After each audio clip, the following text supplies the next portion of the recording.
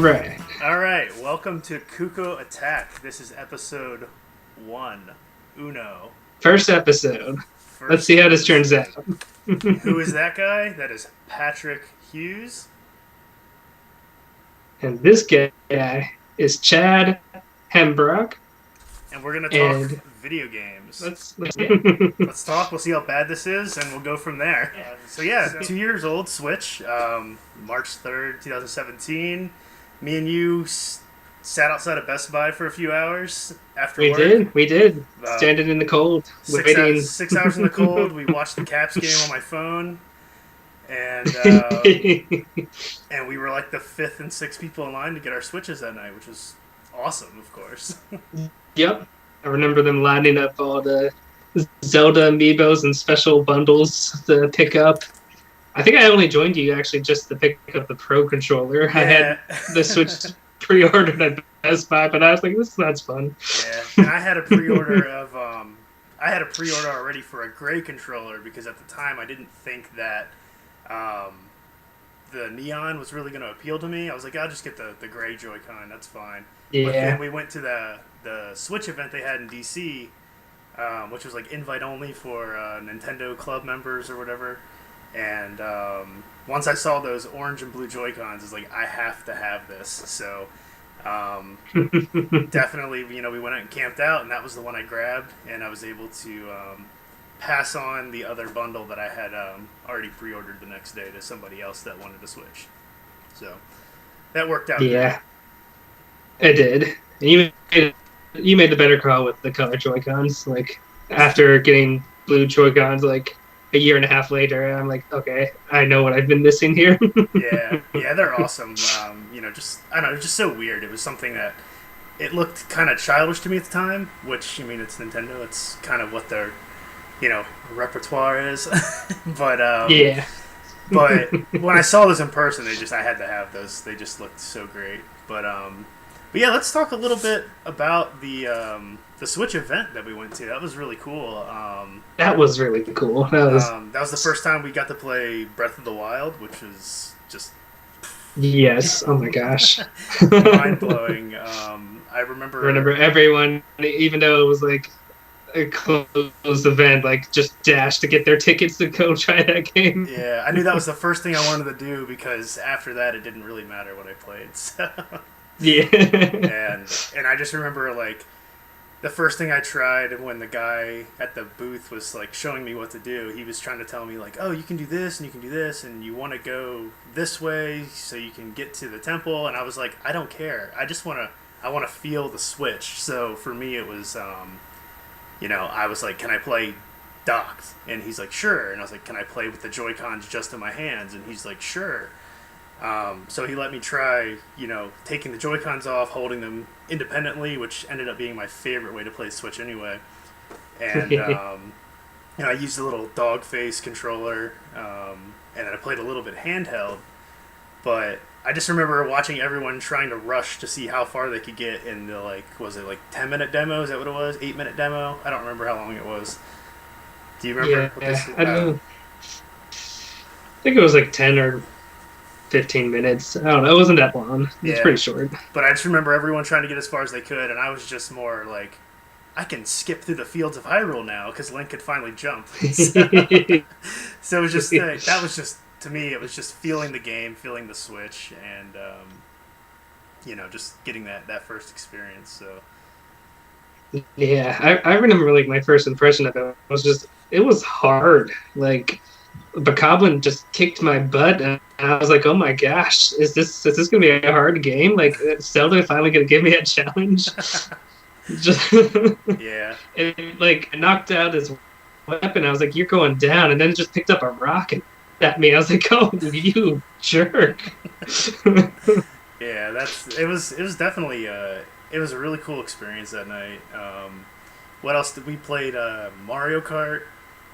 There was Mario Kart and ARMS and Snipperclips. And... Yeah, ARMS was really cool playing that. Yeah. At the time, I never really got into ARMS myself once it released, but I know it was pretty big at first, being that kind of futuristic Punch-Out style games that they're gonna do. yeah, it was definitely interesting. I had fun playing it the first time, but I never went out and spent the $60 on it, which I Yeah, don't know if I missed out or not. I know you purchased it, and you'll have more to I say. I did. I did. I really like the character designs, and just it was something very different that I just kind of wanted to support. And yeah, I mean the lasting appeal was pretty short. It wasn't much on the single player content, but it was fun for what it was. It was a cool game. Yeah, Um, and they did support it pretty well long term, adding like characters and stuff. It just would have been nice to have more modes or something. the only thing I really remember about the character was the the one character. they The twin tail. yeah, they Their definitely boss meme of like, yes, we need more. This is yeah. what sells. Yeah, booty sold. Especially, there was the memes going around of Zelda and the memes going around of Arms, and She was my best character in that game, actually. of I course. forgot. Oh yeah, 1-2 Switch. We played Yeah. that too to get the HD Rumble feel. That was probably the Yep. coolest. That was probably the coolest demo they had for that. That was a really cool demo. That's pretty much what it was. It was like a little demo. Yeah, like guessing the amount of marbles inside of the controller. That was really neat, and I think I was off by like 1 when I did it, but Yeah. it was just really, really, really cool though the way it worked out. The whole controller, and I remember I played Street Fighter as well. That's right. And then Bomberman. Super Bomberman R. We played Yeah. that for a little bit, and that Which was actually pretty fun. yeah. I mean, it was it was a cool event. It was it was a week or two before the console launched, and Yeah, it made the impression on me because that's why I ended up getting the Neon Joy-Cons and. Anything I could play Zelda early, I wanted to be at. So Definitely.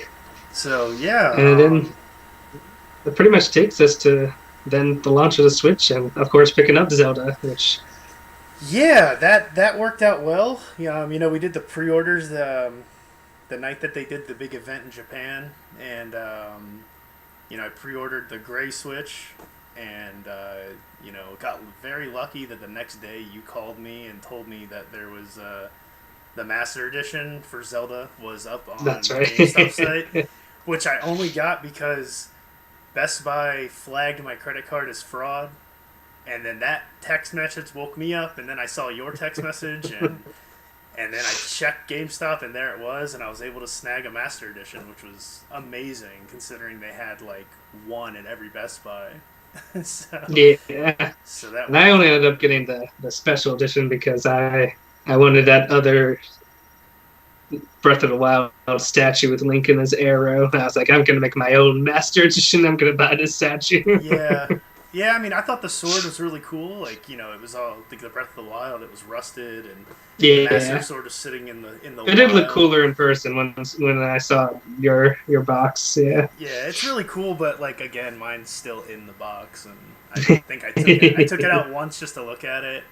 I know most people that bought that didn't even open it; they were just buying it for resale, which I guess. But at the same time, like, I'm not gonna spend $150 on something to not open it and not enjoy it. So, maybe a couple years ago I would have done that, but I'm trying to get away from that. But yeah, so that day, we got the Switch, and 150 hours later, Breath of the Wild. Pretty much just nonstop Breath of the Wild for like the next month and a half. Yeah. So what did you think of Breath of the Wild? How did that work out? What was your take on that? Dude, that game just blew me away. Like, my goodness, it was just such a fresh experience, just running around in such an open world and just always something to discover at every turn. Like, there was always no wasted space in that game. Just yeah, oh my goodness. Like being able to just climb up everything was such a game changer to me. Like, It was. I've played And open world games just before. problem solve in like creative ways. Yeah, like, you could get to the same place 300-400 different ways. Maybe not that many, but it was just like, we could, me and you, we played the game pretty much the same time, but we went on different paths. Like, you started with a different divine beast than I did. Yeah. Yeah, I started with the water one, and I think you were. Did you go to the desert first, or? No, actually, I did do the water first, but there was one that we did. I thought we did. We diverged in different directions at some point. Yeah. Yeah, but it was. I remember when they added that update where you could track the paths. We went on so different paths. Yeah, yeah. It was like, it's just really neat, like being able to go through every single thing differently. The game was so vast that you really didn't know what you were doing. I mean, other than you put your beacon out to where you think you need to go, and then you find something else, and it takes you completely out of that path, and then you find another village or you find a stable, and you're like, what do I do? Like, I remember talking with you. I beat the game. I was pretty much at Ganon, or Ganon's castle, but I didn't want to finish it until I had all the shrines.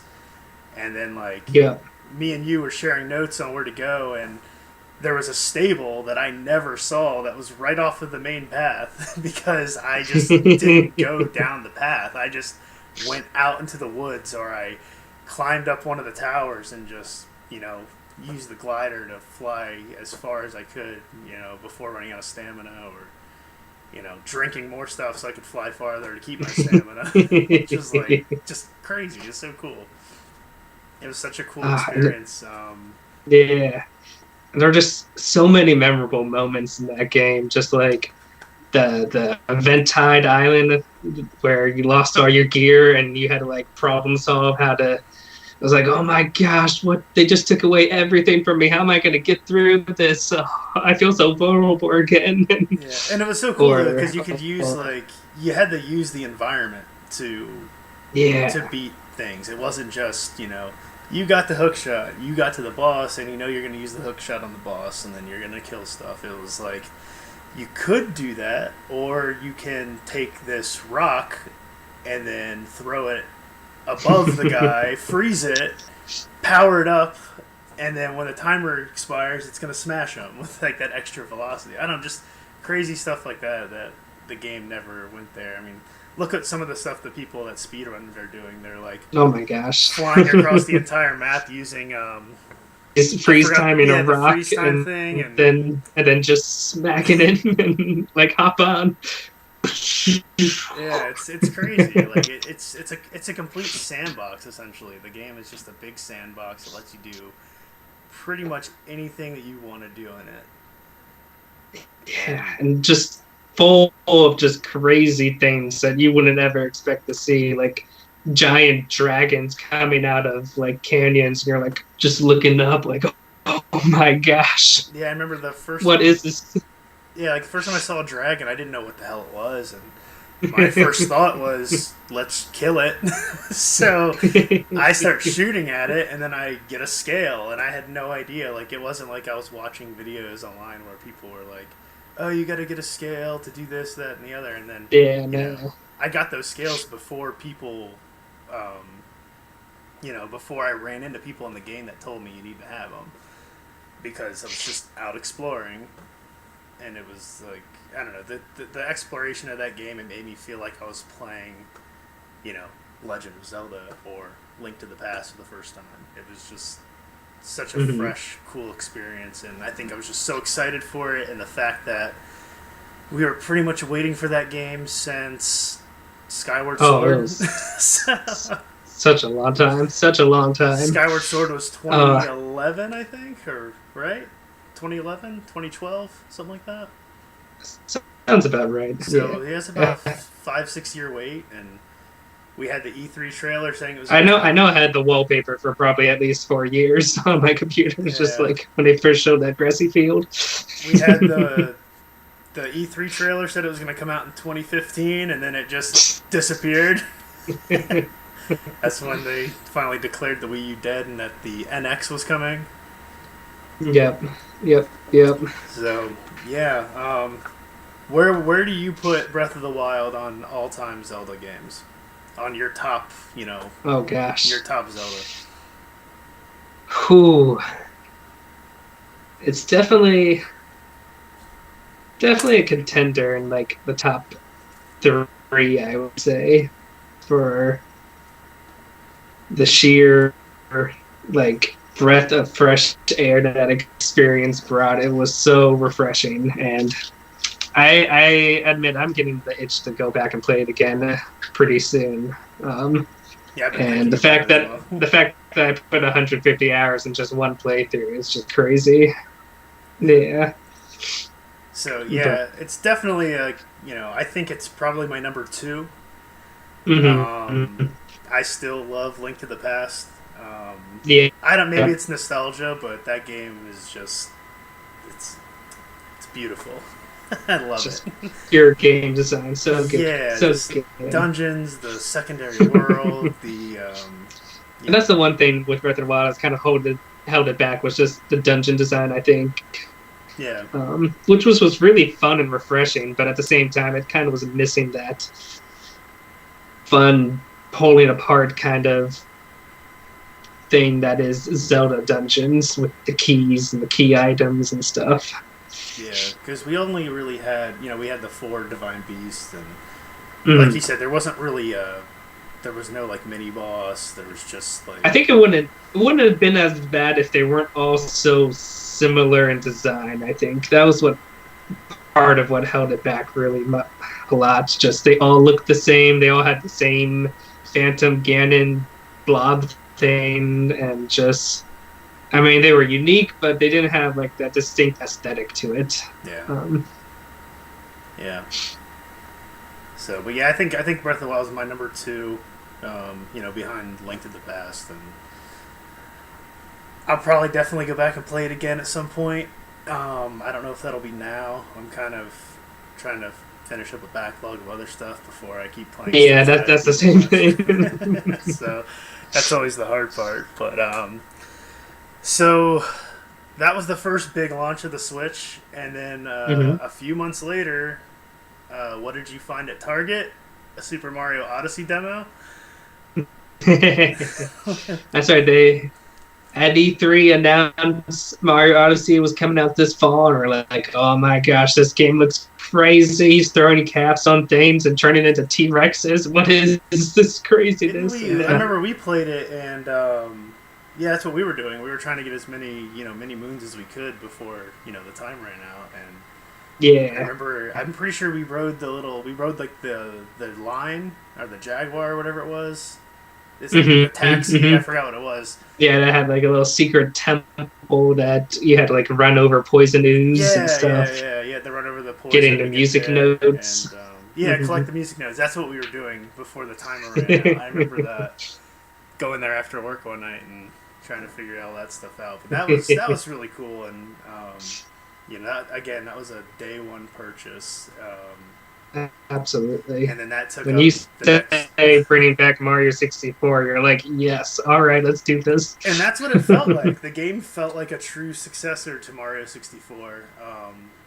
Mario Sunshine, I've always liked it, except for the parts where you don't have FLUDD. I thought it was a fun game, though.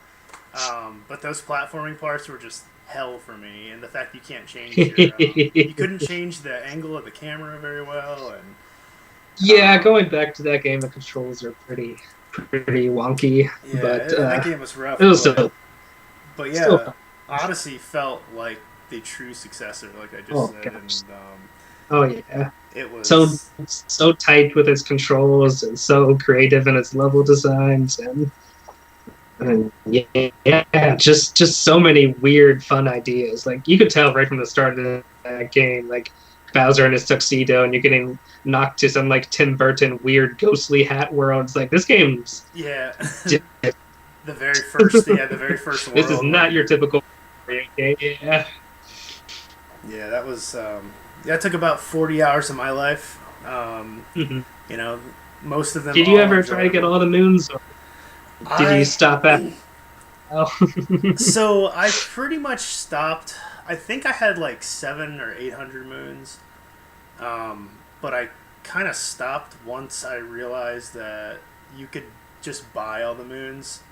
Yeah, that was kind of a dumb decision because to get like all 999 moons, you essentially do have to just buy a lot of duplicate moons because I think you can only get like 820 something around there that, and then the rest have to be bought if you want to max out your moon count. Yeah, because I But remember just getting like I got to a point where I was having trouble getting all of the. I was having trouble getting all the like Koopa Troopa race ones where you had to like yeah. do like some special triple jump off your hat to get up of a ledge, and I just got like Some of frustrated. those were pretty And tough. Pretty tough. yeah, I just got frustrated and was like, I can't do this. I'm not enjoying this game anymore, and I've really tried to limit myself. At least in the last couple of years, to if I'm not enjoying it, just put it down. Just put it down.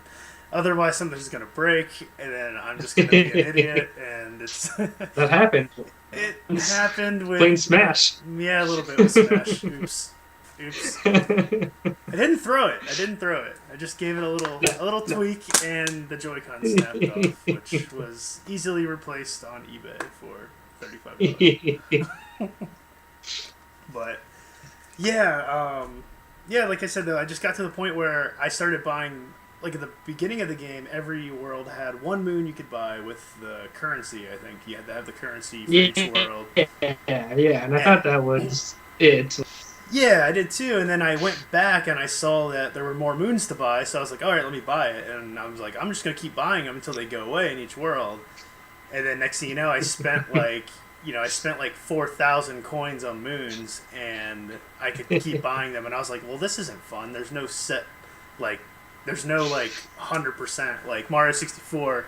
You get 120 stars, and then you get the castle gate opens or the grate outside opens. You get the cannon, you shoot up, you see Yoshi, you get your 99 lives at the end of the game, which is pointless. But You but get to see Yoshi in 3D. yeah, right. But what was your favorite part of Mario Odyssey? If you had like one favorite thing, what would you say yours was?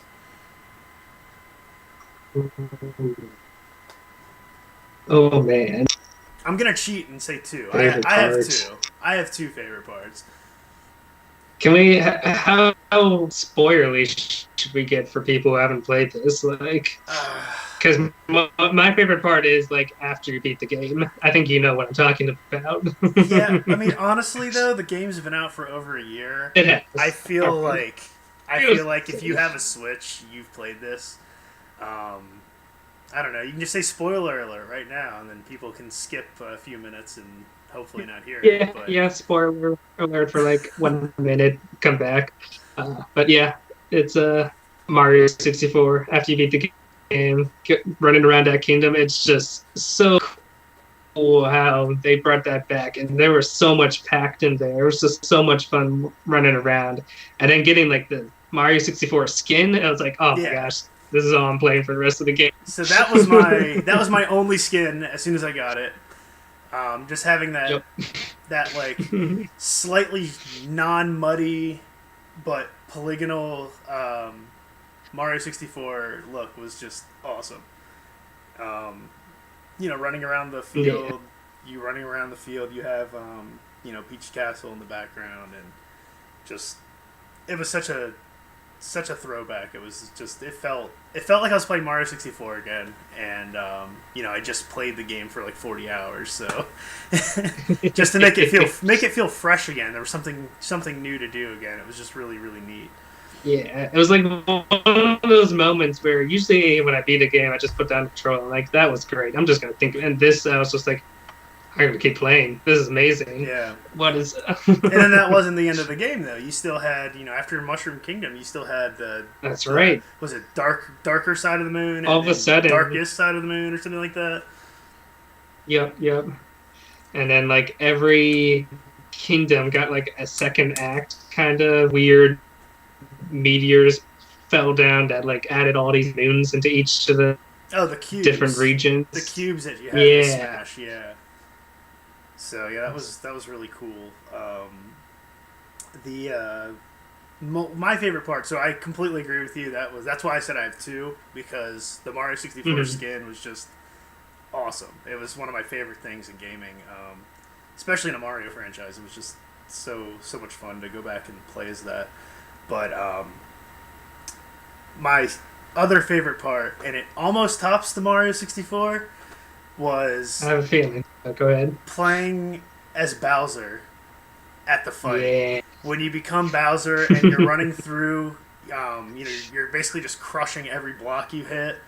But then when you go through a pipe and then you turn into 8-bit Bowser and you run through, I thought that was one of the You got your like coolest things. little peach on you. Yeah, you've got the little Peach. It looks like the amiibo from Mario Maker, and you're just like running through everything. I just thought that was That was one of my favorite parts. It made me smile in the game.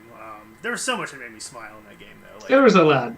There's a New Donk City Festival was so much fun. yeah, the Donkey Kong throwback. Like that whole world. Yeah. That's probably my favorite world of the game was New Donk City. That was such a fun world. Yeah, It's one of the like few worlds that there are like almost no enemies other than like very specific sections.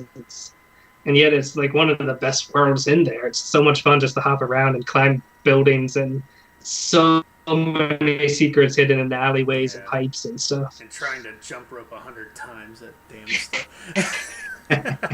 That was one I also gave up on. I think I got the first one, but I couldn't get the next one. I just The hardest challenge was the volleyball one. Oh my gosh, that one was getting like 100 volleys. Yeah. That was on the beach, right? On the Yeah, I forgot the world. whatever soda sparkle realm. Yeah, I forgot what that was called. But Oh, that was so cool though. The feeling the HD rumble of this like fizzy water.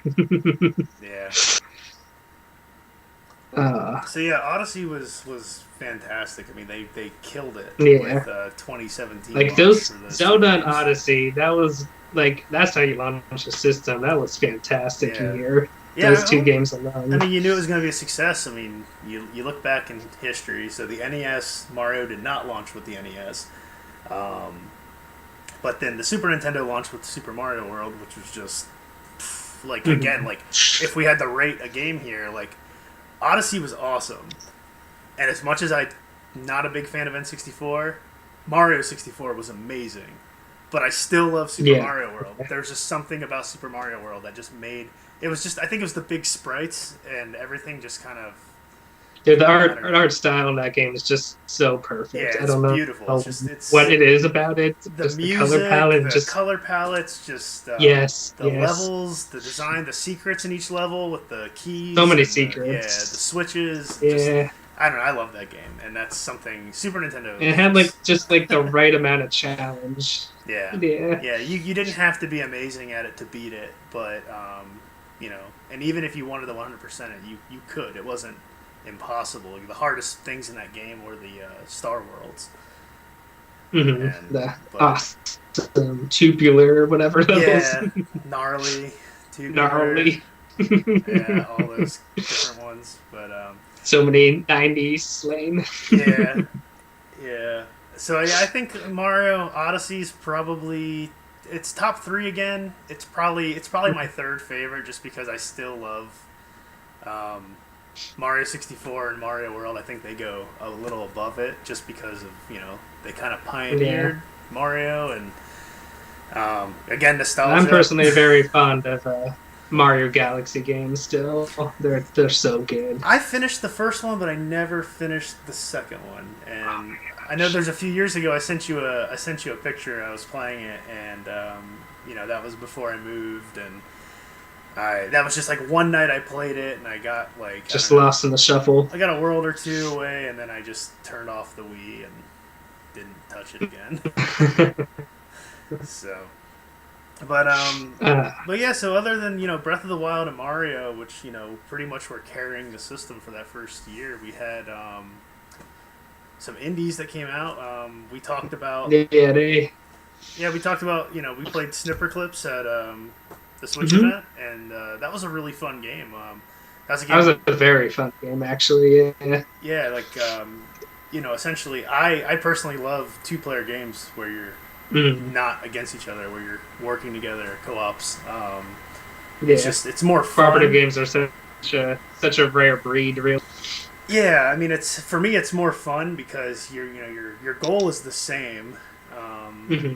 but that This doesn't doesn't mean mean you can't have a little mischief still. yeah, I mean that's the thing. You could go up and like the other person thinks they're perfectly fine. You could go up and snip them, and then they're like, "Damn it, they got to And regrow." eat And their face. Like, stop it. yeah, and but there's On definitely trying. the expressions on their faces too when you do that is just like They're like making like Popeye looks like they're really trying. Like, oh, I got this. I can figure it out. And it was really cool.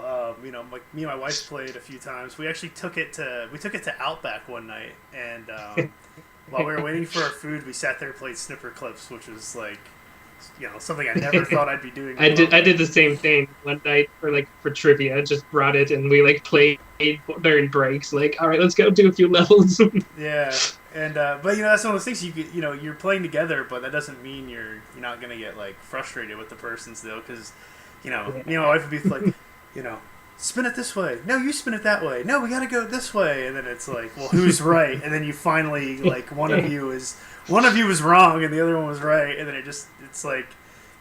It's almost like Mario Party. It's gonna like end friendships because you're not doing things the way the other person wants you to.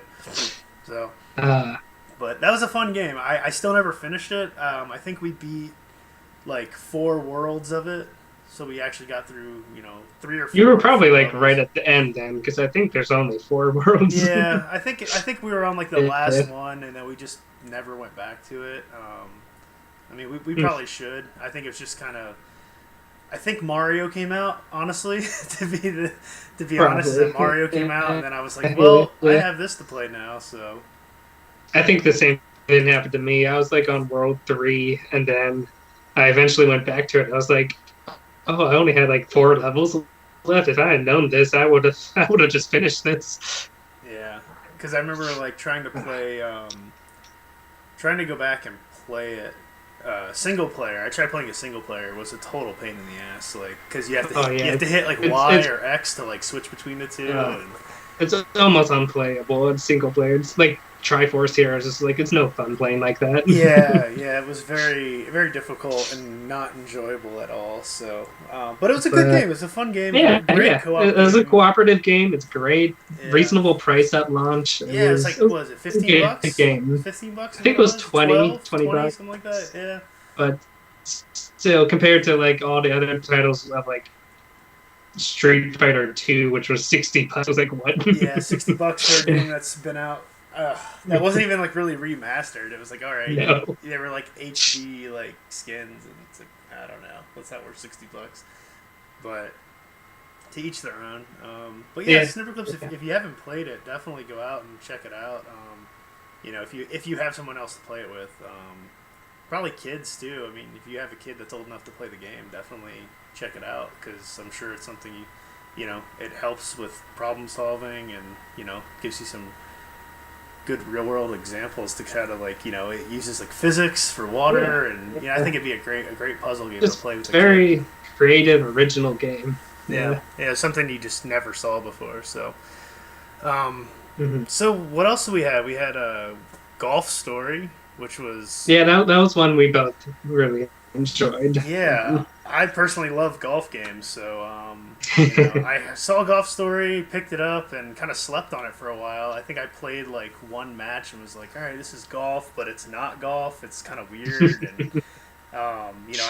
My favorite golf game is Hot Shots. The Hot Shots series is fantastic, and luckily it was kind of the same with like the slider meter. It was kind of like Hot Hmm. Shots, but then you had the like the moles and the obstacles that would kind of some might screw you over or some might make you better depending on like if you hit it into a mole, the mole might put it in the bunker, or he might put it in the bushes, or a bird might pick it up and put it on the green. So It was definitely an interesting take on the golf game, but at least that's what I thought it was when I first played it.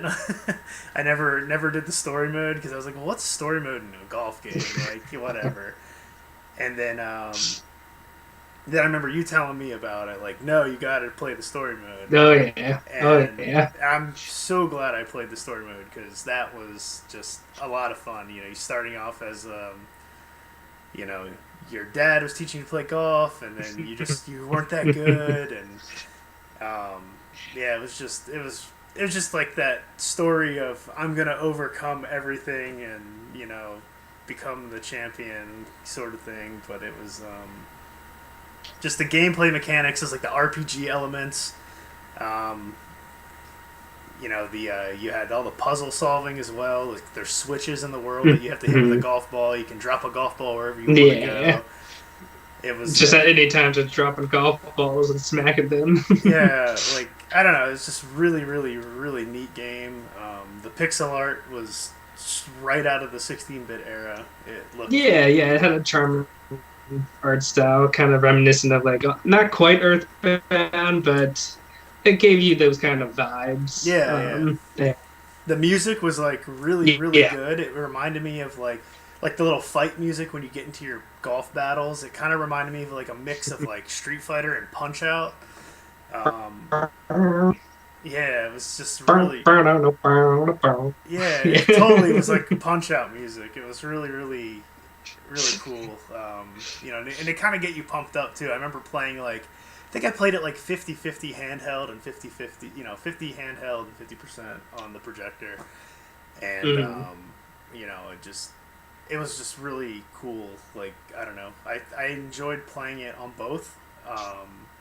Playing it on projector was fun just because, you know, I got the bigger picture, the bright, vibrant colors. Big greens. Yeah. Like it was just really, like, it light up my whole felt room. like you're on a golf course. Very colorful. Everything was great. And, you know, and playing handheld was fantastic. You know, again, that's the whole beauty of the Switch. Just lay in bed and play the game and not have to worry about anything else, you know, interrupting me. Yeah. It was great. So, yeah. And then they had the Easter egg, the Galf. Yes, Galf. Oh my gosh, that was fantastic. Basically, it had those like golf. really stupid manuals too, with like the really crudely drawn art for us. Yeah, I mean, it was. Oh my gosh, it was so good. It was an NES Golf that they embedded into the game.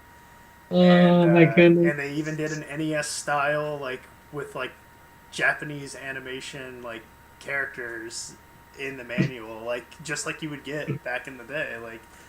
When you buy an NES game, it was really, really cool. It was brilliant. And there was a company that actually did a reproduction of Galf for the NES, which is pretty cool. They put it on a cartridge. Oh, that's so cool. But cool. They sold like that, and I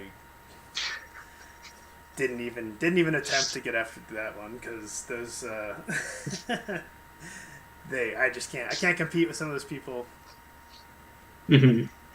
But yeah, that game, the dialogue was awesome. I loved like you had like the gang of kids, and then like they start like getting into a rap battle with an old man from the country club, and like. Oh yeah, it is the rap battle. That was such a great scene. The rap battle was fantastic. It was one of my favorite parts of that game. I don't know, but it made me smile all the time. Like that's been the beauty of like that's like the common theme here is that, like everything on Switch is making me smile and making me happy. Mm-hmm. That was just, you know, Breath of the Wild gave me that sense of exploration, and you know, Super Mario Odyssey just kind of took me back to N64 Mario and staying up all night playing that. And then Snipperclips was just, you know, me and my wife bonding over that game, and then Golf Story was just pure enjoyment with, you know, the story, the gameplay, the puzzles. It was great. So it was one of my favorite indies for, you know, for the money was, you know, fantastic. You know, great value for that game. But speaking of value, this I don't know how long you want to go with this. You know, we've taken almost 45 minutes going through this. going pretty long already, yeah. So we'll try to restrain ourselves, but we got to But talk about it. It's definitely a highlight. Hollow Knight. Hollow Oh, Knight. oh man, Hollow Knight. So, So phenomenal a game that even Nintendo wanted to shadow drop it at their own E3. like, I think They were like, it's available today. I think you bought it before me, which Mhm. is typically how this goes. Um, you picked that up, and we're just wouldn't stop talking about it. I couldn't. But I yet, couldn't. I heard about it on other podcasts, and people were just gushing over it constantly. And I finally picked it up off your recommendation, and I think I put like 45 hours into it, 50 hours into it, roughly. Which, for a game I bought for $9.99, is pretty insane. You put like 45 hours to beat it. You beat it. I beat it. But like, I beat it, but I didn't beat it. still only did like probably like 60% of the game. No, I did. I think I did 80. I think I did 70 Okay. or 80 because I did get to see the little progress down at the bottom. That's right. That's right. But I remember going back after I beat it, trying to get farther, and just exploring more parts of the world and trying to get more charms would make the percentage go up. And I think the last time I played it, I got to, I think 80, maybe 90. Okay. I don't think so though. It was around there. I think when I beat it, I was at like 74, and then I went back. Although the percent's a little weird because I think it goes up to like 107% or something. Yeah. So. Because I know after I beat it, I went back to find all the grubs. I had grubs. Yeah, I went back to find all the grubs. Oh my gosh. And did you find that the collector person? yes, Who I fought the collector. Yeah. That was, I think my favorite mini boss was probably the what was his name? It was like the dung beetle guy. Oh, the Dun Defender. Yeah, because he like eat his chest and be like, oh, and then like dive down and and that was what's great shoot about the back game. up and Dun balls would pop around. Every single boss had such a personality to it in that game. It was just every character had its own personality, but everything at the same time was like super dark and like depressing. But at the same time, you could just see all of their emotions like per character in the game. It was just really, really cool. It was a weird mix of like grim, dark, creepy, but at the same time like somehow adorable and so charming. Yeah. I think just part of that might be to like the sound effects that they would make. They're like those soldiers that go ho ho ho. Yeah. When they fly at you, and yeah, those are the flying ones in the like the city there in the beginning. On the City of Tears, such a cool environment. So many cool environments. It was like raining, and just the music. It was so gentle and beautiful playing. And then later you discover like it's raining because there's like a giant puddle above it, and I'm like, oh my gosh, that's so cool. Yeah, that game was amazing. We had. I talked to you a lot about where to go, what to find. Leveling up my nail, different charm things. Because I remember, the game was brutal. The game was a brutally hard game. Oh, so hard. Yeah. I've read online. I couldn't tell you how many people I've seen on Facebook that were like, I just can't get into Hollow Knight because I got to the first boss and I can't beat it. And it's like, I feel bad for those people because the game is fantastic. It's challenging, but fair. It's fair. But it's fair. Also unforgiving at the same time. Not at all. Yeah, it's not forgiving at all. I don't remember having I don't remember having trouble with the first boss, but I think the first time I ever had trouble was when I got to the Mantis Lords.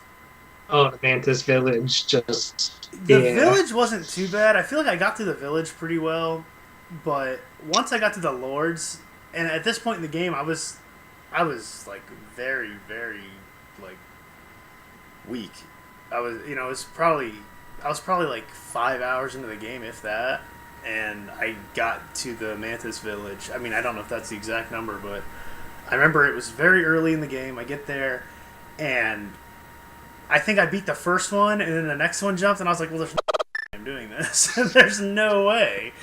And I ended up just giving up on it. I just gave up on it, and then I went, I played through the game again.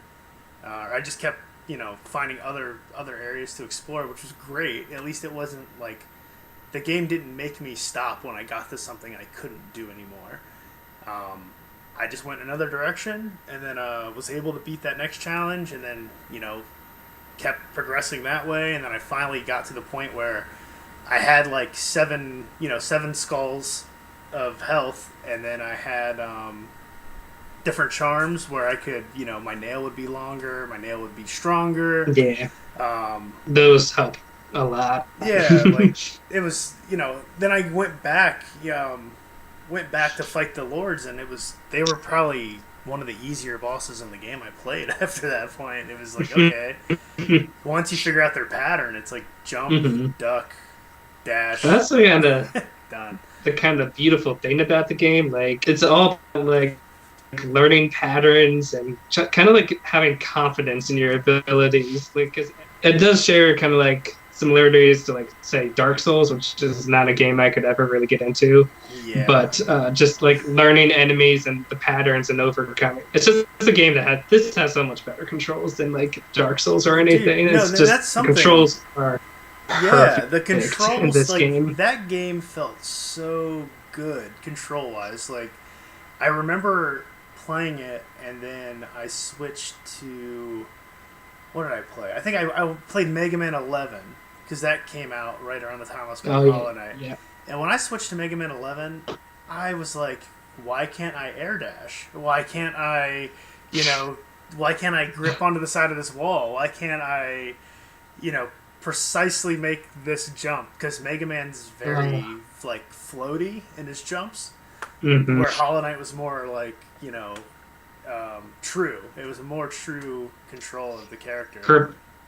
Just the ability to grip onto the walls and slide. Yeah. Once I got the everything felt so. Once I got the Mantis Claw, it changed the entire game on how you approach things and how you looked for secrets. It was at that point I went into every little nook and cranny I could, just hitting the walls, trying to find a secret passage to go on in the game.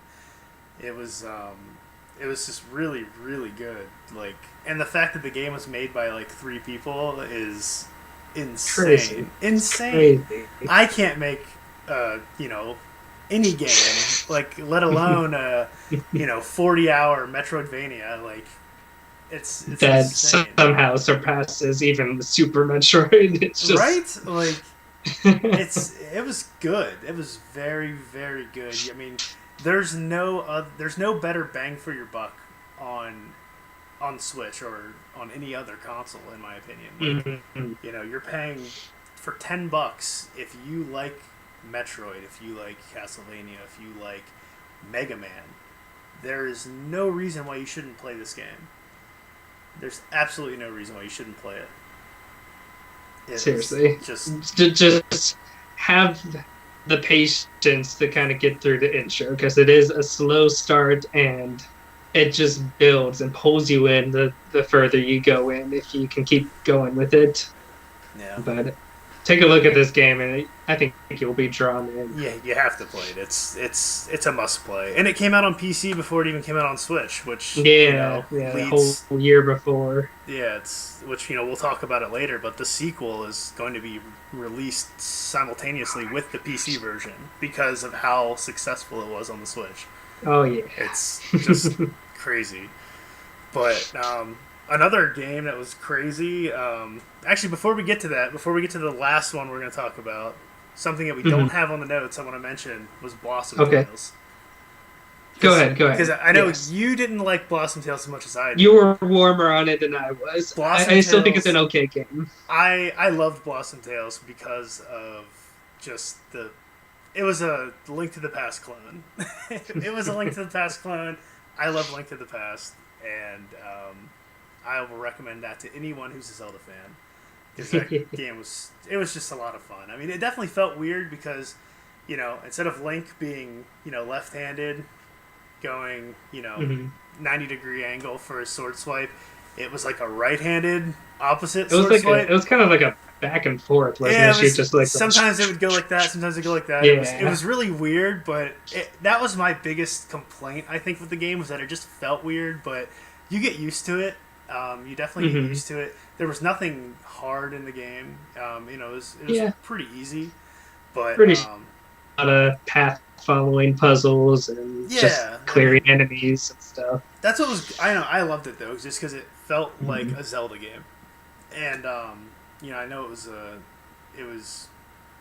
pretty big indie title when when it dropped on Switch. So if you haven't played that and you're a Zelda fan, definitely check it out. It's cheap too. It's like $10. So I think it goes on sale every now and then, so maybe keep an eye on it. Yeah, put it on your wish list. Definitely a great game. But with that being said, we already talked about Hollow Knight, which we probably should have talked about last because it is the best indie game that came out on Switch so far. Celeste was amazing as well. That's Celeste actually came out before Hollow Knight 2, so we might have ordered this wrong, but maybe. So this is when we ended up playing it. So Celeste was awesome though. That was another game that you started playing. I think I bought it on Black Friday. I think there was a sale in November, and I just it was being nominated along with like the likes of God of War and Spider-Man and Red Dead, and you're like, this little tiny indie game is being Game of the Year kind of quality. Okay, I'll concede. I need to check this out. Yeah, and I'm pretty sure IGN gave it a 10 too. I'm pretty sure they I had great reviews before, and somehow it just kind of slipped my radar. Because honestly, it looks very unassuming if you just look at the videos of it. It's like, it's a kind of retro-looking platformer with really complicated, like, tough platforming. There's a dozen of those, but this game really is pretty phenomenal. Just like the controls again are really, really great. It felt like going from Hollow Knight to Celeste was not much of an issue at all. Like, it was very, very tight controls, very precise. They were great. Yeah, it was just a very, very, very good game. And just the variety of like environments that you go through from chapter to chapter, the way they keep introducing very unique environmental mechanics to go with your just core mechanics that you have of climbing and dashing. It pushes those limits of the game so brilliantly. Yeah. And like you said, the other half of the game, just a surprisingly touching story that goes along with it. Like, I did not expect that. So it was very the mechanics were like really cool because like you said you basically jump and you dash. That's it. And then next thing you know, you're able to use those two abilities to get further than you thought you'd ever be able to get based on physics again. Platforms that move, that throw you different objects within the environment. That let you grapple or recharge your dash. So like, all right, there's springboards. Okay, now charging crystals that recharge your dash. All right, so now I'm putting all these things together, and feathers that make you fly around, and blocks that you have to slam down, and they start moving, and just so many cool ideas that are used so well. That's a very small team as well, just like Hollow Knight. There's only I don't know the exact size of that team, but from what I saw at the Game Awards, it was like 10 people on stage, and that was like all of them. But again, the game was just fantastic. Collecting the strawberries, super cool game. Strawberries, super cool way of adding extra optional challenge for those who are looking for it. Yeah, that was something I went back to do after I finished the game, was because I didn't, I missed out on a bunch of them, and spoiler, when you finish the game, you get a picture of a strawberry pie, and depending on how many strawberries you collected, will show the quality of your pie. So my pie was not very satisfying in the pictures. Not nearly as nice as mine. Yeah. So, but yeah, I went back and I used some guides online to try to find some of them that weren't as obvious. I knew I missed a few, so I went back and played the levels a few times, but that was something that was cool too. Is that if you played the level, it would show you on the screen how many strawberries were left and where they were in the level based on the sub chapter of each chapter.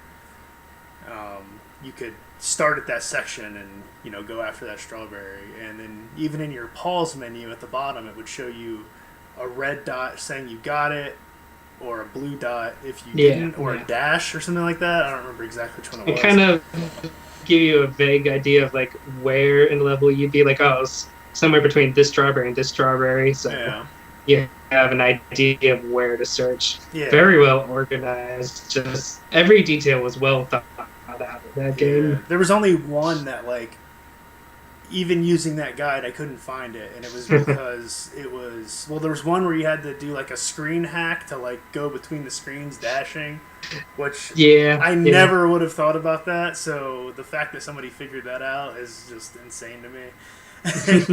And then there was one in the hotel where you actually had to go back to the beginning of the level, and then like you fell in a pit, and there was in hindsight it makes sense, but I wouldn't have thought of that if you hadn't told me about that one.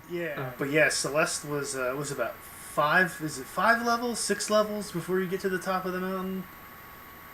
No, I think it's like 6 or 7 chapters, something like that. But then even with that, you have I haven't even started the second part.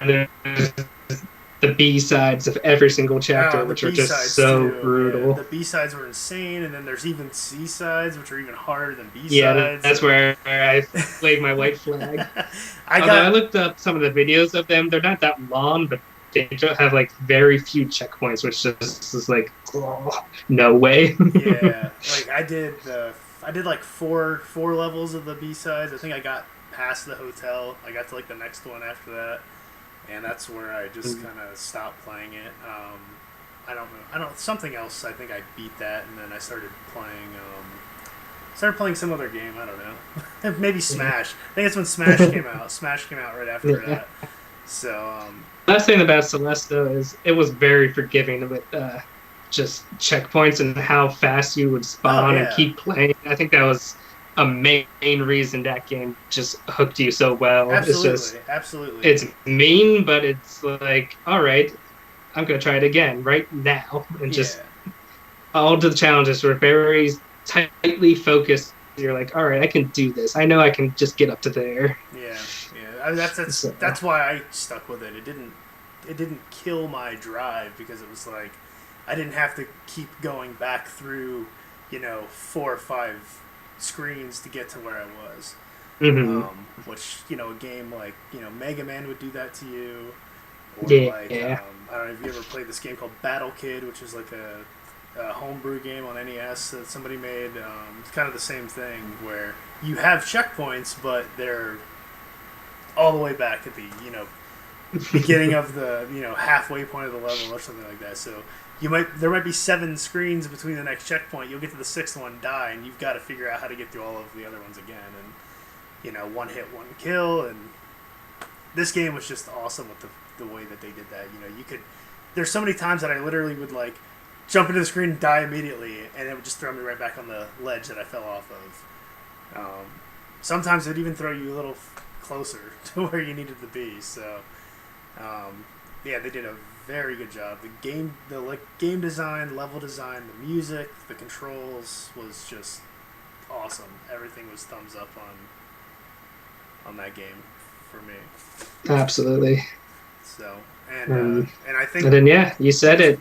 Smash is what took you away from it. Yeah, after that, I'm pretty sure that's when the B-sides started. I was like, oh, Smash is out now, and honestly, I as much as I love Smash, I've played hours of Melee.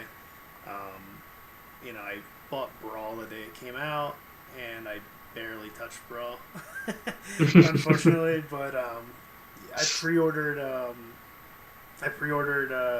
Smash 4 on Wii U. Played that a lot. I played that pretty regularly, and then every time I'd have people over, you guys would come over, we'd do a 8-player Smash. So I played a lot of that, and I remember I didn't have everyone unlocked in that, and so one night I just stayed up all night and just kept doing 1v1 against the computer, kill them just over and over again so I could unlock everybody. Just that way, the next time everyone came over, we could do that. But Smash Ultimate, it changed up a few things as far as the way that you unlock characters. It was like one character every 10 minutes or something like that. Yeah, so there are a couple ways you could do it. That's one way. I think every 10 minutes, if you're just playing regular matches or All-Star or whatever, it would give you a challenger. And then you could also get them, I think, through single-player mode if you found them on the field and unlock them. You'd unlock the challenger that way, too. Yeah, and that was something that, I was getting at is, I as much as I love those other Smash games, this one, I love it. It's fun. It's a great game. It's Smash Brothers. Mm-hmm. It feels like Smash Brothers. It doesn't feel different. It feels just like I was playing, any other of the games in the series I've played. It's got all the maps I like. It's got the ability to, increase the AI, and the AI is much, much harder than it was in the older games. Melee, I would always play level 9s, and I would always win. Now I'm playing an alternate level 9s, and I'm I've come in third before, which is kind of crazy, because, I'm by no means as good as you are in Smash, but I've never really lost to the computer before until playing this Smash. So it's they definitely improved that in the AI, but still to this day, that game came out in December. I have yet to play World of Light, which was the biggest thing they've added to the game. I have yet to go back and play it, and I still haven't unlocked everybody. I think I've unlocked 40 characters. So I still have 20 more characters to unlock, and I still have to play World of Light. All I've really done is play classic mode over and over again against the computer in Earthbound levels, Zelda levels, and Star Fox levels, and that's it. That's all I've been doing, and then playing you online. Yeah. Basically, honestly, that's probably the best way to play the game. Yeah. You'll have to carry yourself, this conversation. But yeah, no, I think this game is really hard to hate on, because you can't really, because it has everything. There's so many characters, so many stages. It has probably what is your favorite. If you liked it in the play what you like, and you'll have a grand old time. Yeah, I mean, the only thing that's missing that I liked was the targets in yes. Melee. I love that. It was just, I was never good at it, but I thought it was really cool. I thought it was a really neat, different take on the game. It wasn't just, oh, go fight this guy, do this, Mm-hmm. and then you get a bonus level where you're platforming to hit these I targets. agree. It was really cool. Yeah. And then the home run derby. It's kind of I don't need it, but it was just something that I really enjoyed in Melee. Seeing how far just I could fun hit and back. different. Yeah. Yeah, it's just. And that's my one thing with every mode, even single player. It's just pretty much Smash Brothers through and through. You're just doing matches after matches of fighting each other, and there's not much variety to it at the moment, other than that there's 70 characters of all varied play styles. But it's still just smash after smash after smash. But it does seem like they might be updating some of those features later in. at least what they seem to be hinting at in the spring update. So they could change. We might get some more variety in there. So that'd be interesting to see. Yeah, I'll hope to go back to it eventually, even if it's just to play you more online, because like that we haven't done that in a couple months. Yeah. But right now I'm trying to finish up Thimbleweed Park right now, and then I still have The Messenger to play, and then I still have Axiom Verge, which I bought on Wii U and never finished. So I've got quite a few games to play still that are, hours long. So yeah. Eventually I'll get back into Smash. So yeah, that's the nice part about the Switch is like even when there's lulls between these big first-party Nintendo games, there's so many smaller indie games like you just listed that there's always something to be playing. Yeah, so. There's always something. And one other thing we didn't mention, I mean, that pretty much wraps up like the first 2 years as far as big releases, except for we didn't mention Pokemon Let's Go. That's right. That's right. You picked that up. So. I did. I picked it up. Me and my wife play a lot of Pokemon Go.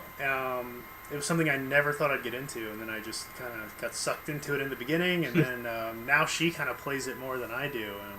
For me, it was more of the 151 was all I really cared about, the originals, and the only Pokemon game I ever played was I played Blue, I played Red, I played a little bit of Yellow, and then I played Ruby on GBA. But I never beat one. I'd always get like 4 or 5 gyms in and just stop because turn-based RPGs are just not my thing. Random battles kind of turn me off. But I tried. Me and my friend would play it. We would play it over and over again, like on the phone with each other back in like, when it came out, like 97, I think is when it came out. So we'd play it, we were playing it in like the late 90s, early 2000s, and we'd play it on emulators, and my friend was playing it he was playing Pokemon Green on a GBA. He had a Japanese copy of it, and he didn't know Japanese, but he taught himself Japanese to figure out how to play the game. So it was one of those things I wanted to be a part of, but I just could not get into it.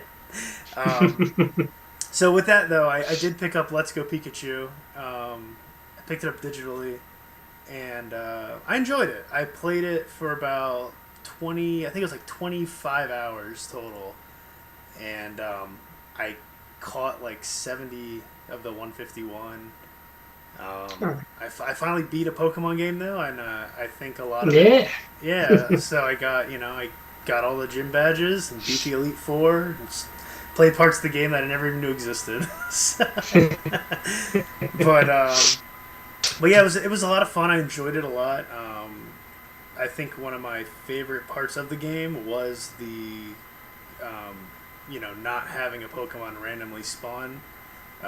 They showed you them on the overworld, which I thought was just awesome, because especially towards the end when I started to get burned out, I would just run. I just run around everything I could, because I knew my Pikachu was like almost level 60, and he could just destroy everything except for a ground. Unless I was fighting a ground Pokemon, it didn't matter. Like, there was a time I got stuck. I was telling you about it. I got stuck fighting Blue in the was it Sylph Company or whatever. I could not beat him because I was trying to match element to element instead of just using my Pikachu and dominating everybody. So then I finally used my Pikachu and just destroyed him and had no problems for the rest of the game after that. So, but it was a great game. I mean, I know it was a big seller. It's Pokemon. Pokemon's always going to be a big seller.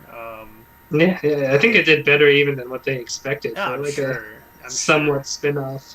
Yeah, I mean, it from what I remember, I remember a little bit of Red and Blue. I mean, it was pretty much the same game.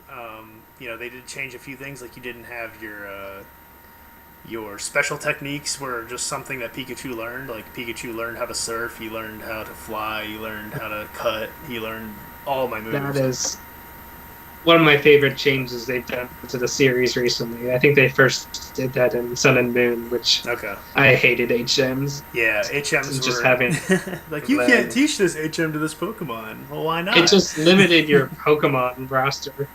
Yeah, absolutely. Because I remember when I played it And just kind of originally, like always have a new friend because he I was the only had one to that could have learn. yeah, I had to have him because he's the only one that can learn cut, and then it was like, okay, so he's always gonna be here now, and yeah, that was frustrating back then. But no, I really enjoyed the game.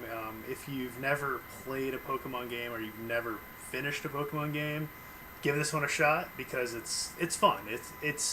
It'll let you experience Pokemon. You'll still have random battles, like, or they're not random, but you still fight trainers that you have to fight, even if you don't want to fight them, just because they're in the path. So that's just the way Pokemon's always been. So there's still that there if you like that sort of stuff. I personally wish I could have skipped some of them, but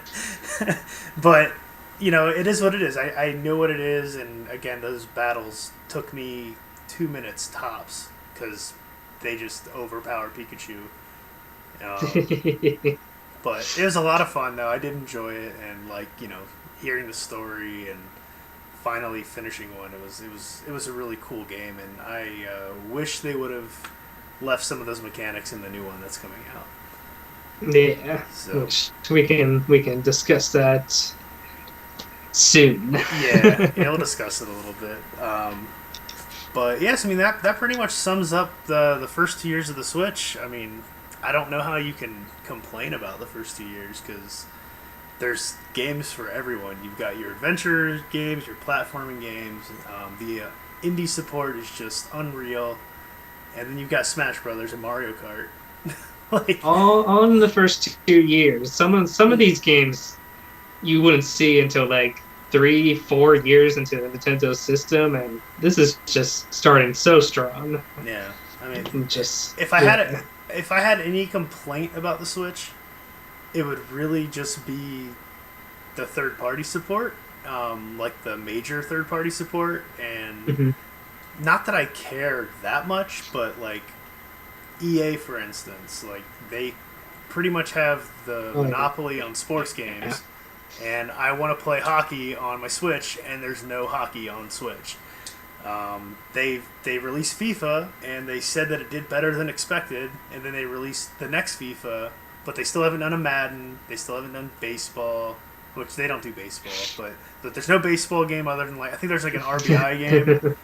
Um, the NBA 2K I heard was supposed to be pretty good, Mhm. but like sports games in general, like WWE was garbage, like utter garbage. I watched a playthrough of that. The game was so broken, and I was so disappointed because I hadn't played a wrestling game since like PlayStation, playing like SmackDown on PlayStation, or we used to play WrestleMania 2000 and No Mercy on N64.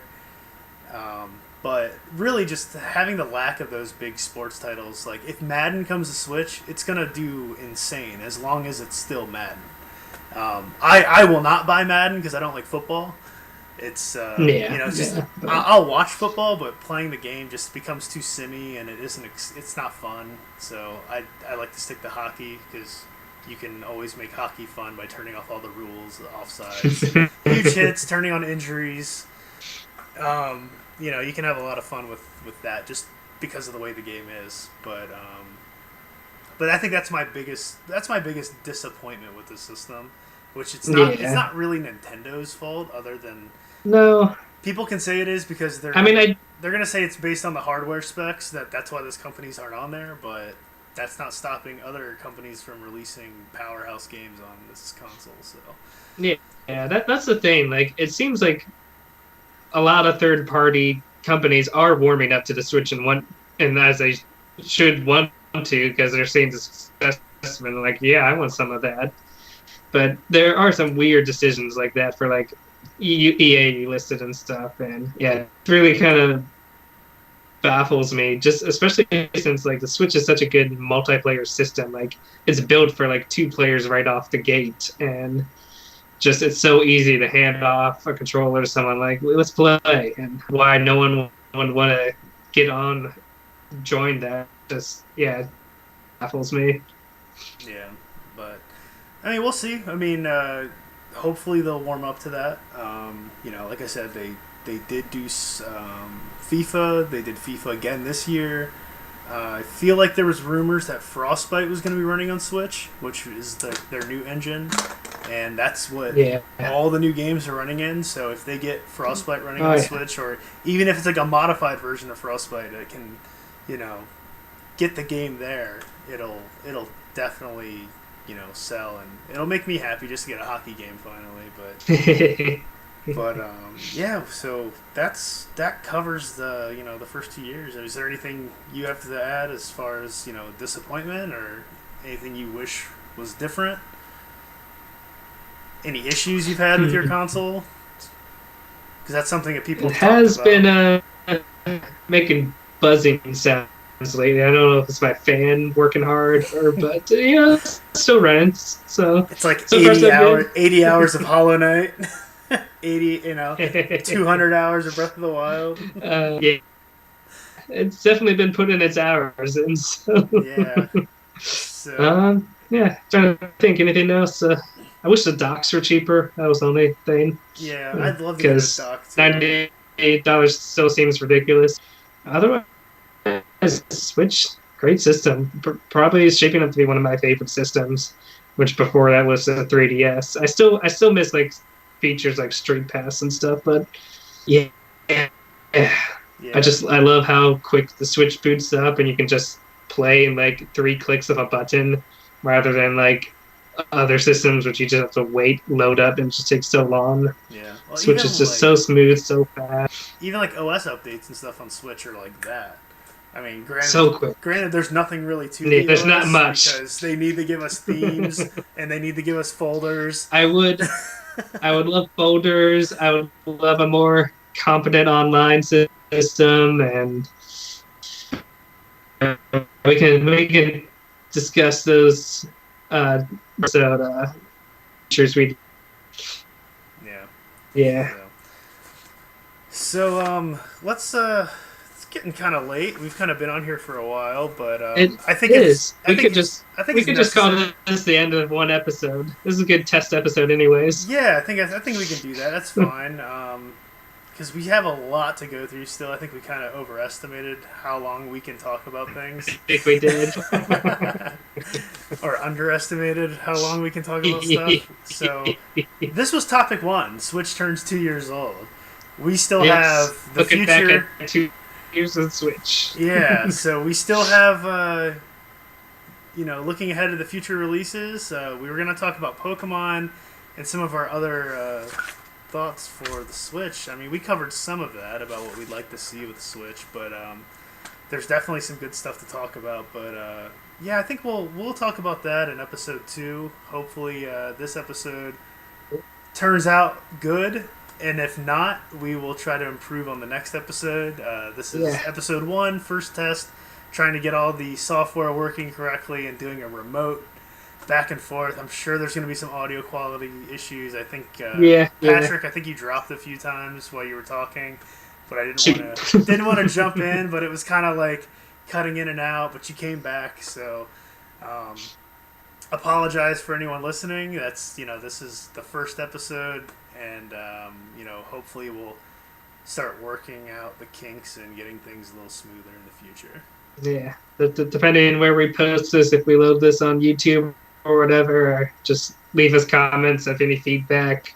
We'll see what we can do to improve. The goal is to get this on as many platforms as possible. We'll do the video on YouTube and try to do the audio only on, all the other podcast services out there, so probably iTunes and Stitcher and all those other things, so I'll look into getting all that done. So hopefully you enjoyed our banter. We do this pretty much every day through text at work, so it kind of makes sense to do it after hours and actually talk about things. And in the future we'll probably have some gameplay on the side where we'll actually just play Smash or something live. Again, that's going to be some upgrades once we figure out how this goes, and if people actually want to hear us talk, maybe we'll continue. So we'll go from there. We'll figure it out, and hope you guys enjoyed the first episode of the show. Yep. All right. Happy gaming, guys. We'll talk more games soon. See ya.